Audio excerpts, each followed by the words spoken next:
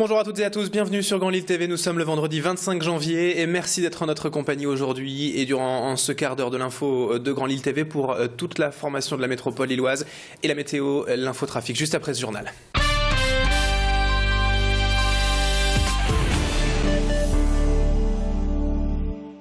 Alors on démarre bien sûr ce journal avec le retour en grande pompe de Florence Cassé en France. Hier après-midi, après plus de 7 ans en prison au Mexique, la nordiste a retrouvé les siens et la foule des officiels et des médias dès son arrivée à l'aéroport de Paris-Roissy hier.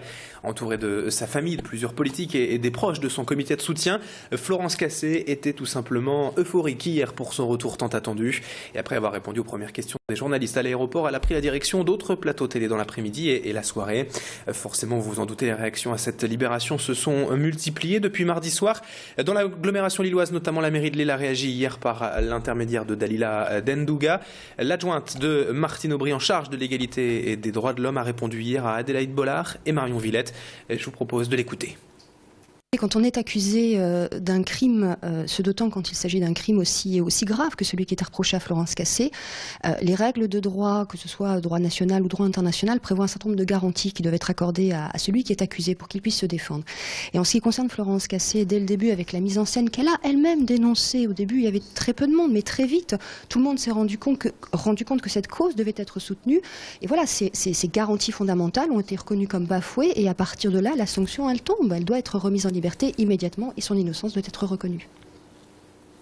Autre réaction hier dans la métropole lilloise, celle du gérant du bar Le Victoria, où Florence Cassé avait ses habitudes du temps où il était étudiante à Lille et vivait à Lambersart. Lounès Ouadouri, le patron, n'a jamais cessé de croire à son innocence et sa libération. Il organisait ainsi régulièrement des événements pour la soutenir, ne pas l'oublier. Et son bar était en partie décoré en rappel à Florence Cassé. Mardi soir, après l'annonce de la bonne nouvelle, lui et ses amis ont donc fait la fête en partageant l'émotion du retour en France de Florence. Lounès Ouadouri n'attend désormais plus qu'une chose, pouvoir revoir son ami et l'inviter dans son bar comme au bon vieux temps. Écoutez sa réaction hier au micro de nos journalistes. J'étais très ému, franchement, quand tout le monde est parti, vous allez peut-être rigoler de moi, mais je suis allé voir la photo, je lui ai parlé, j'écoute ma chérie, voilà, tu es en liberté, tu es libre, et j'avais les larmes aux yeux. Franchement, très très très content.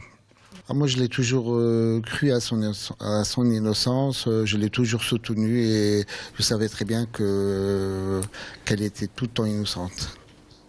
Dans le reste de l'actualité à présent, les ennuis judiciaires se poursuivent et s'aggravent même, pourrait-on dire, pour Dominique Strauss-Kahn. De nouveau entendu hier à Lille par les juges d'instruction de l'affaire de proxénétisme dite du Carlton. DSK a été confronté à l'une des prostituées de ce prétendu réseau hier durant près de 4 heures. Évidemment, rien n'a filtré de cette audition hier, mais les juges lillois en charge du dossier auraient placé Dominique Strauss-Kahn au centre de ce réseau de proxénétisme aggravé, et notamment avec un rôle prépondérant, des accusations simplement absurdes selon DSK et ses avocats. Allez, dans le reste de cette édition maintenant, ces images des 48 heures de l'emploi et de la formation hier et encore aujourd'hui à Kinépolis à l'Homme. Beaucoup de monde était présent hier pour tenter de trouver un emploi auprès de la cinquantaine d'entreprises venues proposer quelques 1000 postes. Des conférences et ateliers ont également émaillé la journée d'hier, marquée vraiment par une très forte affluence dès la matinée. Aujourd'hui, place donc à la formation avec là encore plusieurs organismes et centres de formation de la région et à la disposition de chacun.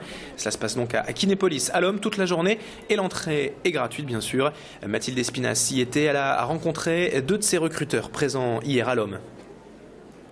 Ça nous permet de développer la notoriété de l'entreprise vis-à-vis des candidats potentiels, et puis ça permet aussi de garder le contact avec je dirais des entreprises concurrentes et aussi des entreprises de la distribution de manière générale. Alors pour nous, c'est toujours une très belle occasion de rencontrer plein de personnes et de faire découvrir aussi notre organisation d'entreprise.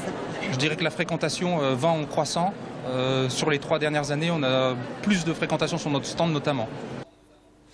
Et on termine cette édition maintenant avec le défi de fortune. Et on vous en a déjà parlé de cette association sur Grand Lille TV, créée à Lille en 2011 par Joël Lelouch. Après le décès de sa petite fille de 9 ans, Fortunée, des suites d'une maladie rare, un gliome du tronc cérébral infiltrant. Aujourd'hui, l'association poursuit sa mission, informer et surtout récolter des fonds pour la recherche contre cette maladie, mais aussi améliorer le quotidien des enfants malades. Et hier, grâce au travail de l'association, le service de neurochirurgie pédiatrique de l'hôpital Roger Salengro à Lille a pu inaugurer la nouvelle cuisine de l'espace ludique. ludique. Aujourd'hui, le service bénéficie non seulement de cette nouvelle cuisine, mais également d'un grand projet d'informatisation des chambres d'enfants pour leur permettre, durant leur séjour à l'hôpital, de se connecter avec le monde extérieur. Tout cela grâce au défi de Fortuné. Alors on écoute tout de suite sa maman, présidente de l'association, Joëlle Lelouch, au micro de Macha Grenessen. J'ai passé 9 ans de ma vie, je veux dire, entre Oscar Lombré, Roger Salingro, Jeanne de Flandre, Hurier, je les ai un petit peu tous faits. Et donc j'ai pris conscience pendant 9 ans, je veux dire, qu'il y avait un réel problème dans les hôpitaux au point de vue ludique. Et le ludique pour les enfants, il faut savoir que c'est 50% voire 70% de guérison dans la maladie. D'ailleurs, j'ai écrit un livre qui sort le 14 février, qui s'appelle Donner de la lumière, c'est l'histoire de Fortuné, et qui est un état des lieux de 9 ans d'hôpitaux. Pour terminer ce journal, l'actualité sportive avec le football et la qualification du LOSC hier soir pour les 8e de finale de la Coupe de France. En déplacement en Bretagne face aux amateurs de Plabennec, les Lillois n'ont pas été particulièrement brillants durant cette rencontre mais sont parvenus tout de même à s'imposer, c'est là le plus important. Une victoire à 3-1 et une qualification donc pour le prochain tour qui devrait faire du bien au moral des Dogs, surtout en ce moment avant le choc de ce week-end face au PSG. Car dimanche soir en effet les Lillois se déplacent au Parc des Princes à Paris pour y affronter le favori du championnat, le Paris Saint-Germain et toutes ses stars.